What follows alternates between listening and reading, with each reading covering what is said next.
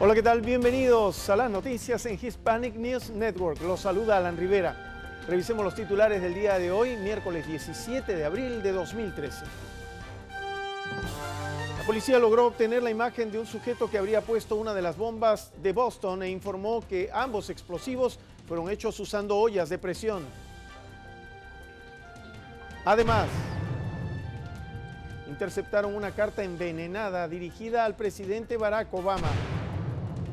American Airlines descarta que la cancelación de 720 de sus vuelos se relacione con el ataque terrorista en la maratón. Presentaron en el Congreso el proyecto bipartidista de reforma inmigratoria. Tenemos amplia información al respecto. Al paso de las horas, las posibilidades de un diálogo continúan cerrándose entre el gobierno y la oposición en Venezuela. Y en los deportes, el béisbol le rinde un minuto de silencio a las víctimas de las explosiones de Boston. La Policía Federal confirmó que ya tienen la imagen de un sospechoso de provocar las explosiones del maratón de Boston el pasado lunes. El individuo, captado por una cámara de vigilancia del almacén por departamentos Lauren Taylor y probablemente por las cámaras de una televisora, cuando se acercó a un lugar, colocó en el piso el bolso o maletín negro como el que vemos en la gráfica y se retiró. El contenido de este maletín habría sido una olla de presión conteniendo material explosivo y clavos. Los investigadores presumen que la otra bomba fue elaborada y puesta bajo la misma modalidad. Según la información, las imágenes parecen ser claras. Aparentemente el individuo es un hombre de tez morena, pero no se saben más detalles. Los investigadores habrían recolectado miles de piezas de evidencia, desde fotografías de teléfonos a metrallas o partículas de metal retiradas de las piernas y el cuerpo de las víctimas. Incluso algunas personas habrían sufrido mutilaciones. 17 de ellas aún siguen gravemente heridas y los médicos tuvieron que realizar varias amputaciones. Al cierre de la presente edición, el FBI estaba a punto de brindar una rueda de prensa. Mientras tanto, vamos a ver el resumen de lo avanzado hasta hoy y algunas historias dramáticas detrás de la tragedia, como la de un hispano cuyo heroísmo durante este evento fue ejemplar. Los corredores del maratón se marchan de Boston, maleta en mano y tras haber vivido seguramente la carrera más trágica de sus vidas. Y mientras la investigación avanza, hay datos nuevos aportados por el FBI. Entre los objetos que hemos recuperado hay piezas de nylon de una mochila, así como explosivos y clavos que podrían haber estado en una olla a presión, ha dicho el jefe del FBI en Boston. Los ataques se cometieron al parecer con 2 ollas como esta de 6 litros cada una y que la policía no encontró el día de la carrera a pesar de los controles de seguridad previos al maratón. Ahora los investigadores siguen pidiendo ayuda a los ciudadanos para saber más y han reunido hasta 2.000 pistas ofrecidas por testigos de la tragedia. El lugar de las explosiones se ha convertido en un pequeño altar improvisado donde los vecinos rezan o simplemente depositan sus flores, como esta vecina de la zona que vivió de cerca el atentado. Boston es una ciudad muy segura y esto ha sido abrumador. Por primera vez he sentido miedo, nos cuenta. Obama asistirá el jueves en Boston a una ceremonia de homenaje a los fallecidos. Vigilia ante la casa donde vivía Richard Martin, de 8 años. Su padre ha confirmado en un email que murió cuando volvía de abrazarle tras cruzar la línea de meta. La madre y la hermana de 6 años de Richard aún luchan por sus vidas. Duelo también en la casa de la familia de Christelle Campbell, de 29 años, gerente de un restaurante. Era una persona maravillosa, dice su madre, la voz rota por el dolor. Todos los que la conocían la querían. Nada de esto tiene sentido. La tercera víctima mortal es una universitaria china que la prensa de su país identifica como Lu Lingzi. Sus amigos dicen que horas antes de la carrera había colgado en su microblog una foto titulada Mi maravilloso desayuno. Estados Unidos ha encontrado a su héroe en el hombre del sombrero que nada más estallar la primera bomba auxilia a un herido con las piernas destrozadas. No hice nada diferente de lo que hicieron otros, niega el costarricense Carlos Arredondo.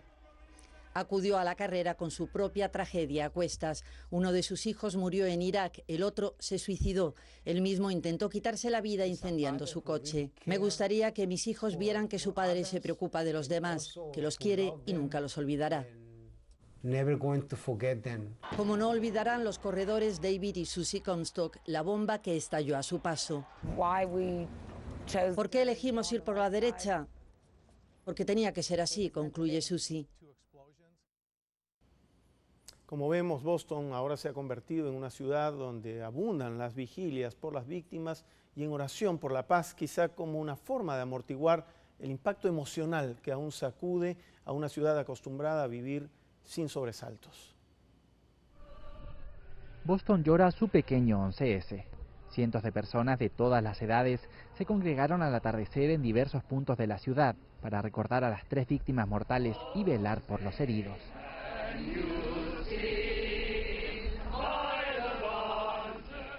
Se fueron concentrando de manera espontánea en el parque Boston Common, cerca del lugar donde se produjeron las explosiones, para crear murales por la paz y la unión de la ciudad. Estas personas no ocultan su tristeza y ansiedad. Yo veía a la gente caminando hacia acá porque muchas personas les dijeron después que vinieran aquí, esto era un punto de encuentro, y yo los veía, pues obviamente andaba preocupada, pendiente a las noticias y pues un poco ansiosa, no salí del apartamento. Es un aviso triste y duro, el hecho de que en este mundo, por desgracia, hay gente dispuesta a destruir y matar, nos dice este joven. En la ciudad aún pesa el desconsuelo de no saber quiénes han sido los autores de las 2 explosiones y qué motivaciones tuvieron. Más de 24 horas después, nadie se ha responsabilizado de los hechos. Al parecer, las bombas eran simples ollas a presión colocadas dentro de unas mochilas negras. Un dispositivo muy sencillo, de fácil fabricación, similares a los explosivos rudimentarios usados contra las tropas estadounidenses en Afganistán e Irak, según las autoridades de Boston. La aerolínea American Airlines canceló al menos 720 vuelos ayer martes, incluyendo 400 en el aeropuerto Dallas-Fort Worth, en Texas, y 200 en Chicago, Illinois, aunque descartó que se debiera a una amenaza relacionada con el ataque terrorista ocurrido durante la maratón de Boston el pasado lunes. Representantes de la compañía dijeron que la cancelación de estos vuelos se debió a una falla en su sistema de reservaciones y advirtieron que posiblemente ocurrirían nuevas cancelaciones durante el día de hoy. El problema con el sistema de cómputo ocurrió la mañana del martes, tras lo cual la compañía pidió a la Administración Federal de Aviación que mantuviera en tierra sus vuelos hasta las 4 de la tarde, hora centro. El servicio secreto interceptó una carta con una de las toxinas más potentes y venenosas dirigida al presidente Barack Obama. No se informó si el envío estaba relacionado con o tiene algo que ver con los atentados de Boston. La Oficina Federal de Investigaciones, FBI, investiga una carta con una sustancia sospechosa enviada al presidente Barack Obama. En este boletín señala que las fuerzas de seguridad están analizando la misiva, que parece provenir de la misma fuente que le envió el martes al senador Roger Wicker, que contenía ricina, una toxina cuyo polvo blanquecino es mortal solo con inhalarlo, si llega al torrente sanguíneo. Ambas cartas contienen la misma frase. Ver algo incorrecto y no exponerlo es convertirse en un aliado silencioso de su continuación. Y también la misma firma. Soy Casey y apruebo este mensaje. Además, la policía del Capitolio de Estados Unidos cerró parte de 2 edificios de oficinas del Senado tras recibir informes sobre 2 paquetes sospechosos. El FBI ya descartó una posible relación de las cartas con las explosiones de lunes en el maratón de Boston.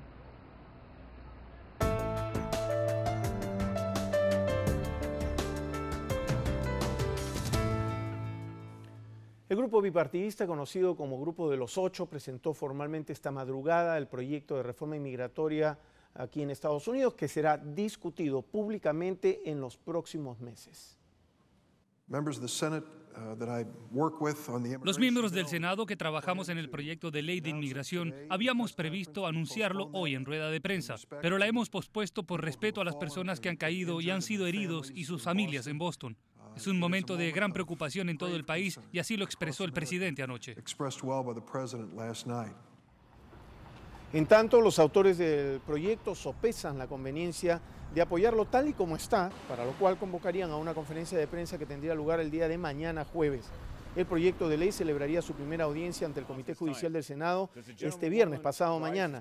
De acuerdo al senador Schumer, la meta es que dicho comité abra el debate a principios de mayo y que la someta al Pleno del Senado a principios de junio.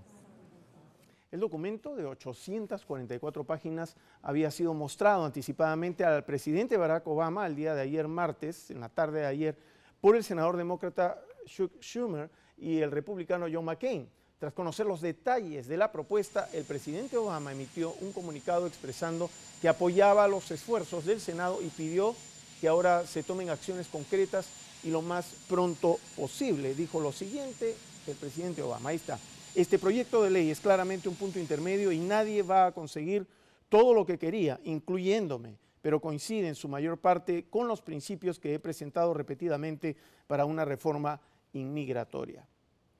Los principales críticos de la reforma, que son muchos, se preparan para alargar el proceso legislativo de discusiones a la espera de que la frágil coalición bipartidista se rompa en el interín. Esa táctica ya tuvo éxito durante el intento de reforma en el año 2007. Pero no solo son los conservadores los que la critican argumentando que no es más que una amnistía, sino también los más liberales y los que defienden a los inmigrantes, quienes consideran que el plan es muy severo y que dejaría a muchos indocumentados en las sombras, o muy frío o muy caliente. El proyecto está dividido en 4 secciones: seguridad fronteriza, visas para inmigrantes, cumplimiento interno de la ley y reformas a las visas de no inmigrante. Vamos a verlo. El proyecto contempla medidas como las siguientes. Ofrece un estatus de permanencia legal temporal y después de 10 años podrían obtener la residencia permanente. Ciudadanía después de 3 años de obtener la residencia permanente. El pago de $2,000 en multas, estar al día en los impuestos y pagar costos por los procesos migratorios. No haber cometido un delito grave o 3 delitos menores. Los inmigrantes podrán viajar a sus países con el estatus de permanencia legal temporal. Los llamados soñadores o dreamers tendrán una vía más rápida para la residencia permanente y la ciudadanía. Se crearían más visas para los trabajadores calificados y no calificados, las conocidas H-1B y H-2B. El camino para migrar a Estados Unidos estaría más enfocado en la demanda de trabajo en el país que en los vínculos familiares. Para obtener la ciudadanía, el gobierno aseguraría que las fronteras estén realmente seguras. Los inmigrantes deberán aprender inglés y la historia de Estados Unidos. Los deportados solo podrían regresar si tienen esposa y/o hijos en Estados Unidos. Nos vamos a la primera pausa, pero volvemos enseguida con más. Al paso de las horas, las posibilidades de diálogo continúan cerrándose entre el gobierno y la oposición en Venezuela. Primero fue Nicolás Maduro quien lo dejó así de claro.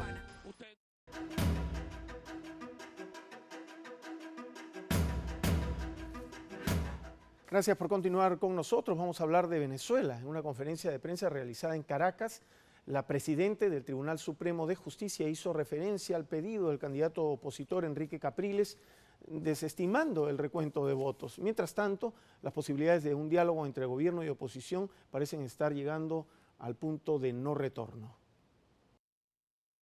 No habrá marcha opositora al centro de Caracas para pedir un recuento de votos ante el Consejo Electoral. Primero fue Nicolás Maduro quien lo dejó así de claro.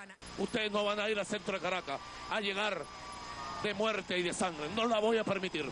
Y luego fue el propio Capriles quien la canceló. No vamos a movilizarnos.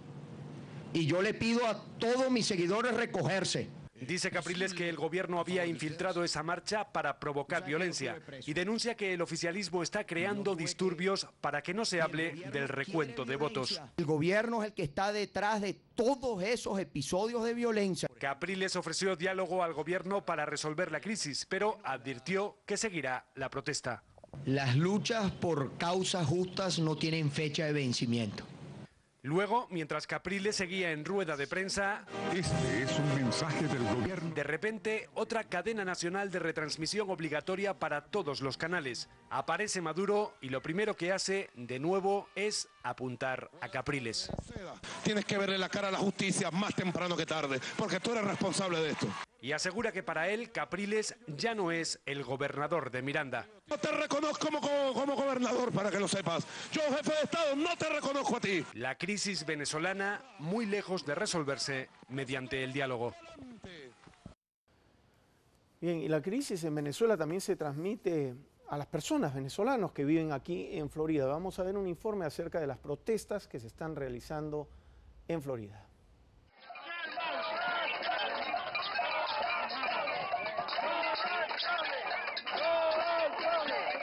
Con cacerolas en las manos, cientos de venezolanos residentes en Orlando, Florida, salieron hoy a las calles de la ciudad para protestar por los resultados de las elecciones presidenciales en Venezuela y la negativa de las autoridades de realizar un recuento de votos. Marta Torres, participante de la manifestación, se refirió así a la situación de su país. Una palabra, señora, una palabra, cuéntame por qué está acá. Estoy aquí por la libertad de mi país, para que haya libertad y para que el fraude tan grande que cometió la presidenta del Consejo Nacional Electoral sea derribado por todos los venezolanos en la calle. 24 años, esta es la noche cuando más venezolanos se han movilizado. El cacerolazo de Orlando, que de acuerdo a sus organizadores representó la reunión más numerosa de venezolanos en esta región, vendrá seguido de una serie de acciones organizadas para que todos los votos, incluyendo los cerca de 100.000 del exterior, se incluyan en el recuento total. Los venezolanos residentes en Orlando también se concentraron frente al busto de Simón Bolívar de esa ciudad para pedir al gobierno de Estados Unidos que no reconozca los resultados de las elecciones presidenciales venezolanas hasta que se realice un recuento de los votos.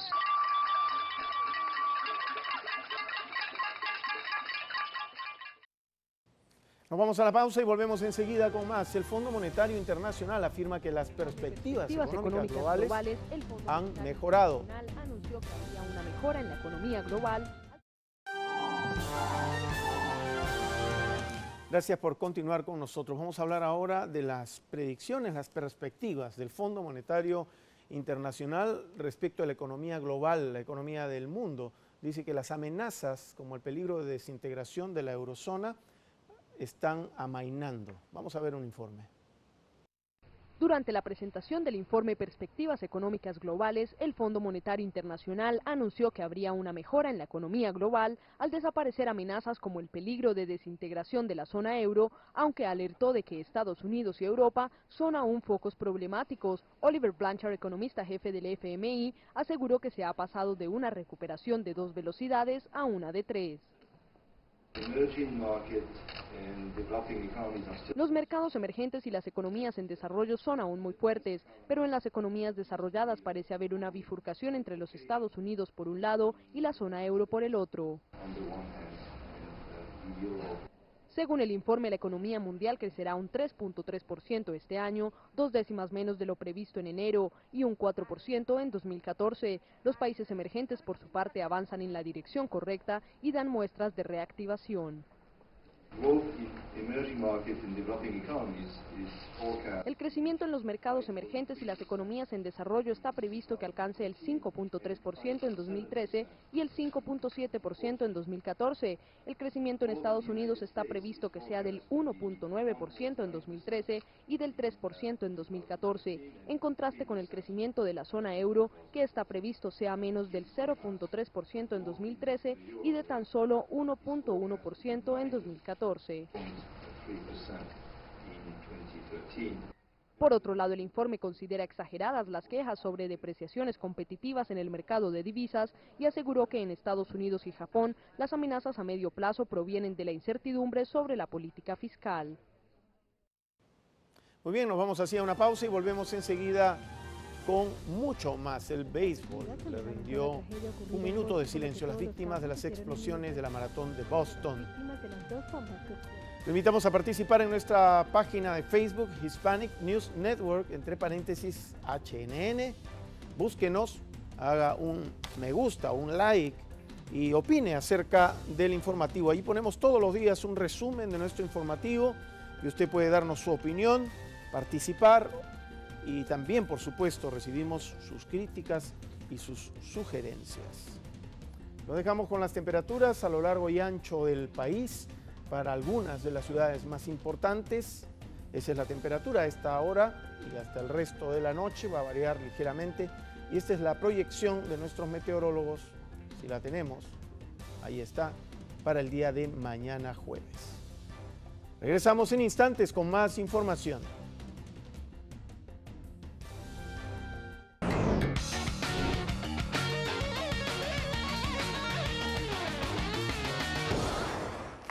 Cuando se habla de la maratón de Boston y la tragedia que allí ocurrió por la explosión de 2 bombas caseras, a veces nos olvidamos que se trataba de gente que estaba haciendo deportes y es por eso que en otras disciplinas deportivas también están muy conscientes de esto, que les hubiera podido tocar también a ellos. En el béisbol de las Grandes Ligas saben muy bien esto y ofrecieron un minuto de silencio por las víctimas. El béisbol de las Grandes Ligas también lamentó la tragedia ocurrida en Boston, por lo que todos los campos hicieron un minuto de silencio en memoria de las víctimas de las 2 bombas que explotaron durante la maratón. Este lamentable hecho ocurrió además en una jornada muy especial para el béisbol profesional, como la celebración del día de Jackie Robinson, primer jugador afroamericano que jugó con los Dodgers de Brooklyn. A través de Twitter, las expresiones de solidaridad y condolencias nos hicieron esperar, empezando por la oficina del comisionado del béisbol, que envió todo su apoyo y oraciones para las víctimas. Especial fue también el apoyo a los jugadores del equipo local de los Medias Rojas de Boston y de Joe Maddon, manejador de los Rays de Tampa Bay, el equipo que jugó contra los Medias Rojas. La gran familia del béisbol profesional destacó finalmente que ante hechos trágicos como este, todo lo demás, incluso el deporte, es irrelevante. Bien, ahí lo tiene. Antes de terminar esta edición, quiero informarles que el Senado en Washington acaba de rechazar la principal reforma de la ley del control de armas. Vamos a tener, por supuesto, amplia información en la edición del día de mañana. Con esto ahora sí terminamos. Gracias por su preferencia y será hasta mañana.